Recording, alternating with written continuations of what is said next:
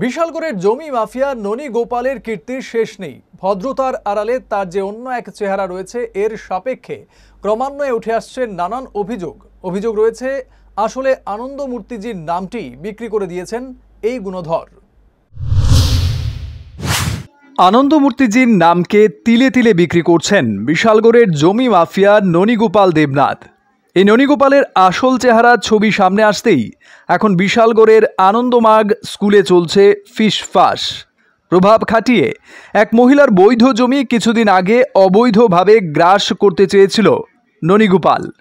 শেষ পর্যন্ত ওই গরিব মহিলা তার উপর চলা অত্যাচারের কথা গণমাধ্যমের সামনে তুলে ধরতেই মুখোশ খসে পড়ে ননী গোপালের। জানা গেছে ভদ্রবেশী চেহারার এই ননী গোপালের বহু কেচ্ছা কাহিনী রয়েছে। বিশিষ্ট এক শিক্ষক রবীন্দ্র দাসের হাত ধরেই স্কুলে ঢুকেছিল ননী। পরে ওই শিক্ষককেই অপমানিত করে স্কুল থেকে তাড়িয়ে দেয় সে।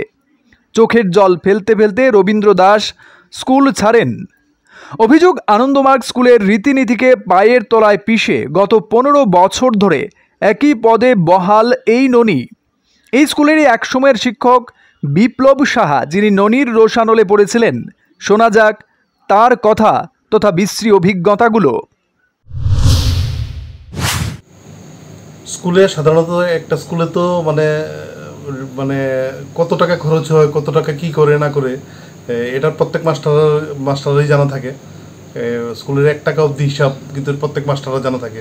কিন্তু এই স্কুলের রিএডমিশনের টাকা, তারপর বিভিন্ন বইটুয়ের টাকা, প্রত্যেক বছর স্কুলে যে ভর্তি হচ্ছে এই ভর্তির টাকা সব ওনার কাছেই থাকে। কেউ যদি জানতে চায় যে এই টাকা কত টাকা পেয়েছে বা কত টাকা আয় হলো, উনি যদি শুনতে পারে একবার, তার স্কুল থেকে পরের দিনই বের করে দেবে। স্কুলের কমিটিও জানে না যে ওনার এই টাকা কোথায় যাচ্ছে, কি আসে বিষয় না, জিজ্ঞেস করে কি না জানি না ঠিক, স্কুলের কমিটিও জানে না। আমি এমন শুনেছি যে এই টাকাগুলো কোথায় থেকে কোথায় যায়। ননী গোপাল দেবনাথ আমাকে 2013 সনে আমাকে স্কুলে ঢুকিয়েছিল। তারপর 4 বছর পরে উনি হঠাৎ একদিন এসে বলেন যে আপনার স্কুল থেকে বেরিয়ে যেতে হবে, কারণ আমাদের গানের মাস্টারের বেশি একটা প্রয়োজন হয় না। এর 2 দিন পরেই দেখি ওনার বউয়ের বড় বোন কণিকা দেবনাথ স্কুলে গেল। তো কণিকা দেবনাথ তো বেশি দিন স্কুলে ক্লাস করেনি, 2-3 মাস পরে বেরিয়ে গেল, ওনার অতিষ্ঠ যন্ত্রণায় বেরিয়ে গেল। এরকম আর কি। ওনার শাশুড়িও ঠিক সংস্কৃতি টিচার হিসেবে স্কুলে ঢুকিয়েছিল। তো স্কুলে ঢোকার পর কয়েকদিন পরে উনিও বেরিয়ে গেছেন। কী কারণে বেরিয়ে গেছেন জানি না।